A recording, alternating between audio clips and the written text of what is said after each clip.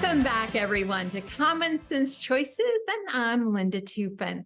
If this is your very first episode, pull up a chair, or if you're driving, just keep those eyes straight ahead, but enjoy the conversation. We're starting our fall edition of our second year of our podcast, and so we welcome you. This podcast, Common Sense Choices, is based on the mantra on the 7-foot piece of art over there by my fireplace. And I think most of you know it by heart, but if not, let's say it together. I am where I am by the choices I've made, or I've allowed others to make for me. And boy, will that ring true today when we talk about safety and security on the internet. I am where I am by the choices I've made or allowed others to make for me. So our podcast covers personal responsibility. God gives us free will. Another name for that is choices. And you will make 35,000 choices today. I know that no wonder you're tired when you go to bed. And most of them may seem insignificant, but any choice made over and over again creates a really big habit. And some of those habits are good and some of them might need to be changed. But anyway, well, today, God has gifted you 168 hours for the coming week, and how you spend it is what you get out of your life. Now, after you work 40, you have 128 hours left. And after you sleep 8 hours a night, you have 72 hours left. So what we want to do as a result of listening to my podcast over and over again is to stop, take inventory, make some better decisions with our time, energy, money, mind space, and today make better decisions with our technology and the internet. And so we welcome you. Thank you so much for being here. Well, let's start with me. This is my podcast. I'll talk about me for a minute. What have I been up to all summer? You've been enjoying reruns on my website, lindatoupin.com. That's T as in Tom, O-U, P as in Peter, I-N, lindatoupin.com. You can find all my episodes there. Or you can subscribe to my YouTube channel, Common Sense Choices, or you can find me on Facebook, Common Sense Choices, and you can view all the episodes there. So what have I been doing all summer? Well, I've taken a little bit of a twist and turn with my choices business. The first thing you're going to notice today is I am wearing something different. Remember back last winter, we did a whole series on cooking, healthy cooking, and someone suggested, this is why your comments are so important. Be sure to like and comment because we do have drawings for those who do that, that I should put an apron in my store. Now, over at lindatoupin.com, you're going to find a whole boutique of items that reflect the mantra. And I thought, oh, that's a great idea. And so I went on a hunt to find a seamstress. And she'd been in my life the entire time. Her name is Debbie Hunter. She lives in Middlesboro, Kentucky. Her sewing shop is called So Perfect, and she is perfect. Oh my goodness. She mainly does brides and proms and difficult things. And I took my idea to her. I said, I want a cottage apron. I want it custom designed. She made me a number of prototypes and she designed the pattern herself. And today is my official debut of that cottage apron. Now you're going to see them come up on the screen right now. We're going to have 2 standard colors, and then we've got 3 limited editions, which means that we bought up the fabric and when it's gone, we can't have it anymore. So I'll show you this one. This is limited edition. This is so cute, you guys. First of all, they've got tons of fabric in it. They're cottage. So you guys, they don't like tie. You don't have that nasty little tie around you. Big, deep pockets. The bodice is lined, and look at this, my own signature branding in the button, and they are adjustable. There is a little strap with buttonholes. And guess what? You can actually have this customized to be your initials or your name, whatever you want, at no extra charge. They'll come in 2 different sizes. And so head on over to lindatoupin.com. There'll be a 2 to 4 week wait. So if you're thinking, oh my gosh, I need some of these for Christmas gifts, remember, they're going to be made on demand when you order it. So we're not just making up a bunch. This is going to be one at a time. So when was the last time someone custom sewed for you, just for you. So we're super excited about that. The second new thing in Linda Toupin's life is this summer, I started something called Common Sense Advice. Okay. And you're going to find a link in the little text that goes along with this video. And it's a coaching service. And some of you are going to open that up and go, whoo. I intend to find a few people who are serious about getting unstuck with their life. You can have personal coaching or you can have professional coaching for your business. I just worked with an orchard here locally. I've worked with independent men and women who run businesses from their home. It doesn't matter what it is, personal or professional. And after our 1 hour consultation, there'll be a whole list of things for you to choose from. After our 1 hour consultation, you'll get a very detailed email with some suggestions. And then I'll check in with you over the next 30 days. It won't be a set schedule. We'll just kind of touch base over the next 30 days. There's no contract. You can be one and done, or you say, I need you every month in my life. I need you every quarter. I need you every week, whatever you need me. But anyway, and you know what? I've really enjoyed it. I didn't think I would. Now, I'm not taking a bunch of people. So there is a waiting list. So you can go in, fill it out, and it'll ask you, do you want to be on the waiting list? And then I'll let you know if you have been accepted.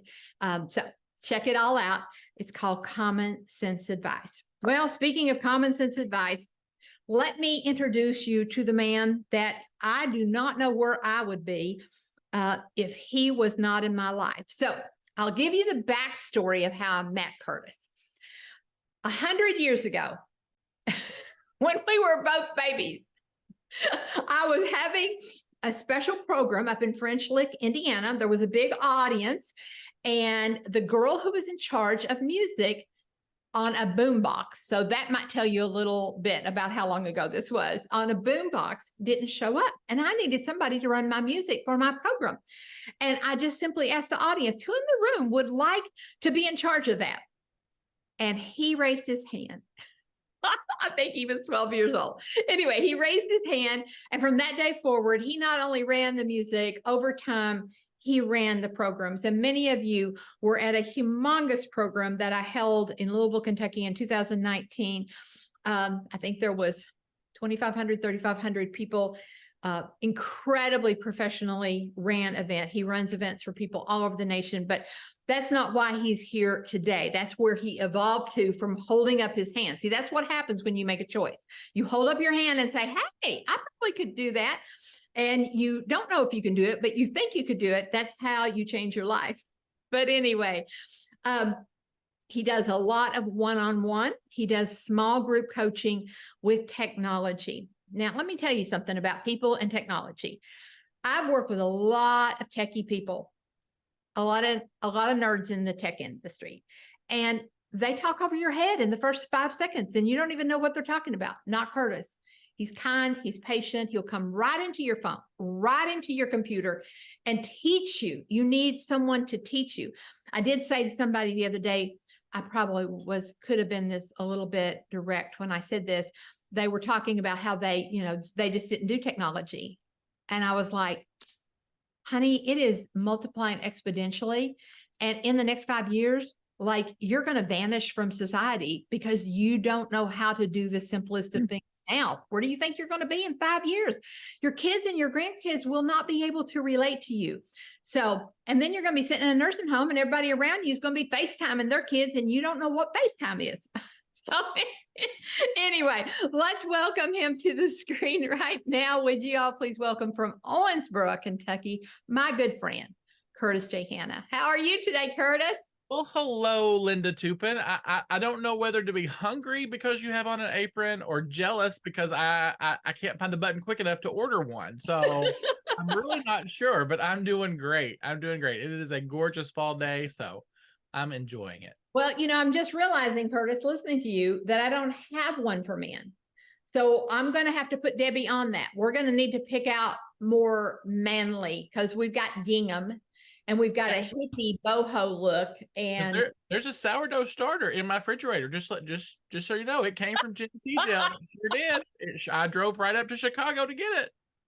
Well, that sourdough starter that Jenny T-Gel gave to me last November is still active in my refrigerator. I feed it every week. So if you don't know what we're talking about, go over to the YouTube channel or my website and just pull up some of those episodes. They're amazing on how to cook with einkorn flour. But anyway, that's not our topic today. So our topic today is, what is my password? Now, that's kind of a little bit of a speaking out of the corner of our mouth. But so, Curtis, you were witness to one of the more heart-wrenching things that I think can happen to a business person in 2023. You were witness to that at a personal level on June the 4th. And let me tell you, when these kind of things, when you are violated, when someone either steals your identity, they hack your accounts, whatever, they violate you. It feels like someone broke into your house and they took they took your soul. So you were witness to that. So to make a long story longer, now that it's over, I saw a pattern, and this is some things we're going to talk about today. Right at the end of May, some really strange things started happening to me all in a row. People were saying, hey, I got a strange friend request from you on Facebook. I said, oh, just report it, because I don't have time to deal with this today. And that should have been a clue. Then I get an email from the American Airlines people that says someone just used your points to buy a plane ticket, which is a strange thing to steal because you have to use your real name, which I find that a really odd theft. And so I immediately get on the phone with them and get to their security department. And that involves the police. I have to file police reports. And of course, they can stop this dude because they have his name. And then I have to get a new account and they have to get my points back. And then just a few days after that, these strange charges start showing up on my bank account. They're not big. They're little, $13, $18. I'm like, what is that? And there's words in that bank account that makes you think, oh, that's probably something I bought on Netflix or Amazon. And you don't, until you start putting the dots together. By that time, I realized someone had hacked into a lot of my identity. So that was right at the end of May. June 4th, I'm out in California doing some work. I'm sitting at the airport. I'll never forget. I know what I was eating. When I opened my phone, my daughter's dog had just gone missing. It was a very tragic event for her that ended very tragically. And I was posting about her dog on my Facebook. And all of a sudden, this big screen comes up. And it doesn't say you've been hacked. It says your account has been deactivated for violating community standards. And I was like, what? What are you talking about? So now I'm trying to catch a plane, fly on a plane, come back to the United States, trying to submit my identification, follow the little prompts on Facebook, only to discover I was in Facebook hell. And that is the only way that you can describe what happens to you when because you're dealing with a company that is run by artificial intelligence and that you'll never talk to a human. And so anyway, to make a long story longer, I continuously for days tried to submit my passport to prove to them I am where I am. Now, they never told me once that I was hacked. Some people know immediately they've been hacked. They never told me that. In fact, I still to this day do not know why they deactivated my account. I was never told. And so I began a 6-week intensive search to figure out how to get my account back. It has 22,000 followers, 15 years of pictures. And what you don't know when people violate you in any realm is they erase you. So if I'd ever left you a personal birthday message, it was gone. Every picture of my grandkids that was tagged on my daughter-in-law's Facebook was vanished. Every personal message I'd ever left anybody, every time I'd celebrated anybody, which was tens of thousands of times, it's like I never existed. And so you helped me, you got involved. There was lots of people trying to help me. You have no idea. Every day I worked trying to find somebody who could help me, because you cannot talk to anybody at Facebook. I did everything that Facebook wanted me to do. I went through Instagram to get it. I verified my account in Instagram, which is, you jump through a million hoops to get that, only to talk to someone who I know was a live person from another country who was very empathetic.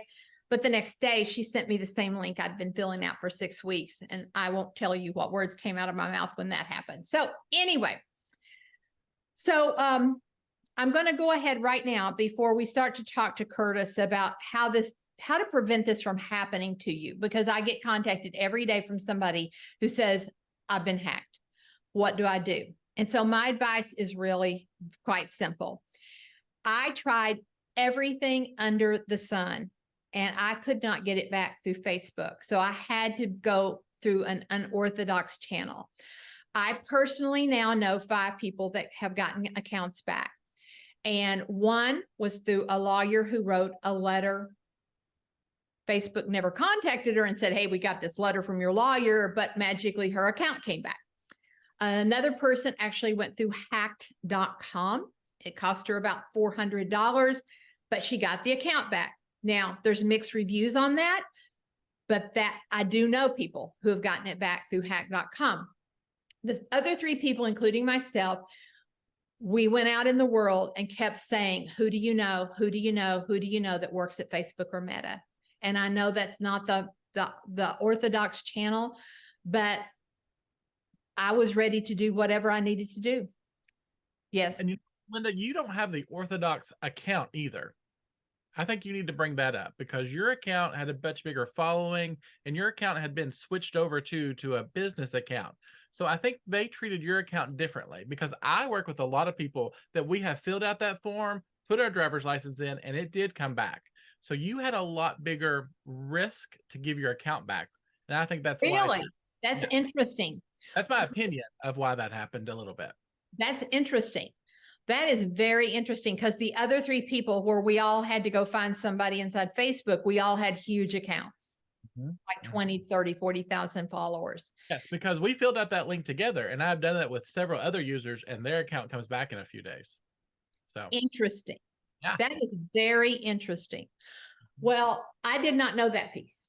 So anyway, now I don't need everybody reaching out to me and say, who did you use? Because I don't know who I used. It was a friend of a friend of a friend, and I'm sure they never want to be found again. And that's exactly what happened to the 2 other people. So let's pray this hasn't happened to you. But today we're here to talk about how to prevent your identity, because it wasn't just my Facebook. They were in my airlines. They were everywhere. And now I know I made every mistake that Curtis is going to tell you not to make. So, Curtis, what is my password? Oh my God. Yeah, exactly. Like, what do you mean, what is my password? I don't know what my password is. You asked me if I wanted to screen share, and I'm lying, because there is a meme that says enter your password, and you put in your old password, and you enter your old password, it doesn't work. And then the meme says, change your password, which you do. You change your password, and it says cannot be old password. And that's what you just put in 4 times. So we'll have to post that meme with this episode, because that's so true. Well, I have to tell you a funny side note to that whole drama. The day I did get my Facebook back, this person that I don't know their name, there was this big bunch of emails and texts that started happening on my phone that says your Facebook account is being, hacked, or like somebody's in it. And I'm like, good, because I can't get in it. Maybe like this hacker can get in it. But it was that person obviously getting into my account. But I remember thinking, well, maybe they know what happened, because I can't get in. All right. So Curtis, where do we stop? Where do we start to keep this from happening to us? Well, I think the second we got together and we talked about your account and what happened, and then especially when you got yours back, I went, Linda, I remember what I was saying when I said this to you. The password that I use for Facebook, I use for nothing else. So if you hear nothing else in this entire episode, hear that. The password that I use for Facebook, I use for nothing else. And hear me when I say this, nor any combination thereof. I don't add a 1. I don't add an exclamation mark. I don't capitalize a letter. It is completely different than any other password I've ever used. Because what happens, I feel like, is they get your Kroger Points account or they get your American Airlines account. And then all of a sudden they can pretend to be you online. And then they change your email address at 3 a.m. when you don't even know it. And then all of a sudden they've become you and have taken your Facebook account away from you. So I think that's interesting that you said that, because I did get word from my source in Facebook when they were actually helping me. They said, we need a new email that's never been used for anything else. So I literally have my own, not just my own password for Facebook. I have my own email and a password that is crazy long that you've never used. I mean, literally mine is like, it's actually could be multiple sentences. It's like, no stupid person's going to figure this one out. Exactly. So that's one of the easiest and best things you can do, is to have a password that you don't use anywhere else. And then, passwords are like toothbrushes. You have to change them every 3 months. So my kids get new toothbrushes on Christmas, Easter, when we're out of school, and we go back to school, because that's 4 times a year that I can remember. And that's when I go through and I change my passwords out so that they're not the same. And again, I'm not adding a 1 at the end of it or changing a number or putting the number that I'm changing it. One of my favorite things to do is one of my friends uses their fruits. They go through apple, banana, cherry, they do it alphabetically through the whole fruit thing. And I'm like, that's great. It reminds you which system you're using. And that's it. You just have to have a system for them. Right.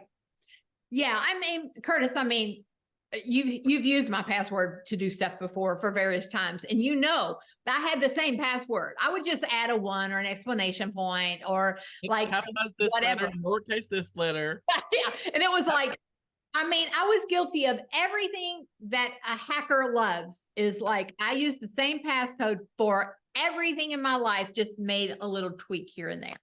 Yeah. And the other thing, the first time I ever remember ever having a password was my freshman keyboard teacher in freshman high school. Her password was the last 4 digits of her phone number, because I would watch her key it in. I'm like, I almost know it. So I looked up her phone number, and it was the last 4 digits of her phone number. And I would bet if you looked at some of your PIN numbers, they would be a combination of birthdays or something. And being the historical, like ancestry.com person you are, you can find that stuff out with $99 and 3 clicks. No kidding. Like, yeah.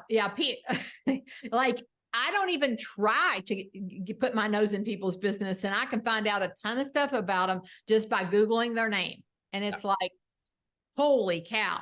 Okay. So far we know that, especially when it comes to Facebook, it's a password you've never used before. You'll never use it again. And all of your passwords have to change every 3 months. Now, you taught me how to keep track of my passwords, because that made me crazy. Like, to hear you say that, made my mind explode. But you taught me a simple system that works for you. Yeah. So I always have this device around me, my phone, and in my phone, I make a contact for every entity or every vendor that I have a password with. So if you were to open up my phone, open up the contacts and go to eBay, there would be an eBay note. And in that, below that, it would say username, which email address I use. Then it would say the password. And then I always put the date I changed it, because you probably got notifications that say, hey, you changed your password 2 months ago or 6 months ago. So I know. And then when I go back to changing my passwords, the last time I changed it. So that's a contact in my phone. iPhone users also have the option in settings. There's a whole password section. So that's another option for you. There's software out there called LastPass or 1Password that some people use. I don't like those systems personally. So what I developed for me works for me, and clearly it's been working for you for the past couple months. Oh yeah. It's changed my life, because I took one entire day during this nightmare, and I'm sure there's some stuff out there, but now, like on my Google, I guess it's Google, memorizes all my passwords. And it also told me all of these have been not hacked, but there was a data breach And all of these are at risk. And I used to ignore that. I don't ignore that anymore. Yes. So when you see that compromised word come across your screen, alert yourself. Hey, this doesn't mean anything today, but eventually it will be bad. So yeah, absolutely. That's a really good thing. And I used to use like combinations of words and replace like an A with the @ symbol. Well, that became very popular and lots of people did that. So that's not the best thing to do because it still looks like a word, and the AI that figures out your password will do that. So not the best thing to do either. You have to really get creative. Yeah, you have to get really creative because artificial intelligence is trying to be as smart as we are, and many times it's more. So, okay. So make sure it's a password you don't use anywhere else. Don't use variations of the same password. Change your password every 3 months, and then develop a way of tracking your password. So the iPhone or an app or settings inside iPhone. I have a little notebook too that I actually handwrite. And then also, Curtis, let's address like two-step Authentication or Thank you. authentic. That's the word I'm trying That's to the look word. for. Because they'll send you a bunch of codes, and I'm like, oh my gosh, how am I going to remember all those codes? Yeah. So it's really important that you can choose to turn that on, and that's a really great safety measure, because then if I am at my computer and need to move money in my account, it sends me a text message. I can't even copy and paste the text message because that's really easy. Because once people have that two-factor authentication, they've got you. They really, really have you. So lock it down. Don't make it your daughter, cousin, or sister, or anybody's. Make it yours. Make it your phone, and turn that on for your safety. So it takes 2 steps to get in and do the changing of the password, changing of your email address, that kind of thing. Super, super great way to recommend that all these places that require two-step authentication. Why can I not say that word? Anyway, word we don't say a lot. Authentication. Authentication. That we should do that. Absolutely. But it should be you. Don't delegate that out. That is you. You are the one. So a lot of times too, on this delegation I just talked about, like for your Facebook groups or your YouTube channel, like I am an administrator on your YouTube channel, but I don't log in as you. You have given me access to it because you've delegated that role. Now I'm using a lot of terms that are probably people are going, I don't even know what those mean, but it means that I don't have your login, but I can do things on your account on your behalf. Well, and see, you just hit on another thing that I already that I was so guilty of for 20 years. I would let various people in my office log in as me instead of making them an administrator. And so I do want to stop here for just a second and tell you that the thing that saved me during those 6 weeks is by happenstance. It was not by design, but after 15 years, I had massive Facebook groups and I had multiple administrators. And so before you go to bed tonight, if you have Facebook groups that have value to you, then absolutely get into every one of them. Pull up your members. It's super simple. Pull up all the members, pick the ones you want administrators. There's, right click. It'll tell you, do you want to block them? Do you want to delete them? Or do you want to make them the administrator? You want to make them the administrator, and they'll send them a notification. All they have to do is click it. And then what happened was I had vanished off the planet, but people were posting in my behalf. I would send those people stuff and they would post in my behalf. And so you guys, I don't know where I would have been if I had not had multiple administrators in my Facebook group. I would have, like, even for your like family pages and things like that, make it your spouse, make it your cousin, sister, brother, make someone else in there, and they can turn off the notifications. Once they're administrator, they don't have to get all the happenstance in your account. They can make it to where they're just there should something happen. I think I'm a member of like 400 in that quantity right now because everyone called me, and that's great. I'm glad to be that, but you can do that too for someone else. Well, and then too, if I may make a suggestion, you need to have multiple administrators because some of these groups were really old and I don't even know the administrators. Like, I don't even know how to reach them anymore. They were somebody that was in my life 15 years ago. They're not necessarily directly in my life anymore. So just, you can have as many administrators as you want in a Facebook group. Okay. All right. So any other safety security thoughts here? Okay, here's the last one, especially revolved around Facebook. If you haven't got one of these messages, I want you to put it in the chat, because I think I've seen 1,000 that say, oh my gosh, this person died. Look at this article, or here's a picture of them, or something in your messenger. Now, if you're like me, they come at about a Saturday afternoon, about 3 o'clock, when I've got zero energy left and I'm doing one kid to volleyball and one kid to football. And so I click on it. And then all of a sudden, they've got everything. They've got control, they've got access. So basically, what I want to say here is, if it looks too good to be true, it is too good to be true. Don't click on it. If you see even if you're on a website that looks unsecure, if you see a Facebook ad that's like, oh, that deal looks way too good, it is way too good. It is so easy to do it. I have been scammed before myself, and I think I'm pretty smart at this. They look real. They look like they are. People impersonate other people. People take over their accounts. It's really easy to go in there and copy your profile picture and make an account real quick. So I always check when someone adds me on Facebook, how many friends we have in common. Yes. So if we don't have several friends in common, I'm real skeptical of that, or how long they have had their Facebook account. So just watch yourself. I run a lot of events, like Linda said, and I have people call me all the time that said, okay, you're a real person, I'll register now, and literally hang up, because they don't know, if they've never heard of that company before. So they want to make sure that there's someone out there. And that's why there's always my phone number out there on those things, so somebody knows that you can be reached. So if it's too good to be true, or you think for just a half a second that it's not right, it's not right. Right. Well, I mean, I lost count today how many of those kind of things I've got. I mean, that just pop up in Messenger or whatever. And I figure if somebody's died, they'll call me. Yeah, absolutely. They won't send me a Facebook Messenger. All right. Well, Curtis, there is so much that you have helped me with. I always have a list on my desk. It's called Curtis List. And it's because I need you to come into my computer and show me how to get rid of XYZ, or I don't know how to do this. I should know how to do this. And I'm pretty good at this, but oh my gosh, there's just a lot out there. And so you started something this past year that I think is absolutely brilliant, that I think everybody watching needs to be a part of. It's called the Curtis Club. And you get a little, maybe you don't want to hire him one-on-one, but you need him in your life every month. So Curtis, tell us about the Curtis Club and how everybody can be involved. Yeah, absolutely. Well, we gather just like this on screen together once a month for about an hour, and we have a hot topic, whatever is coming up that I hear most requests of, basically, in the last month.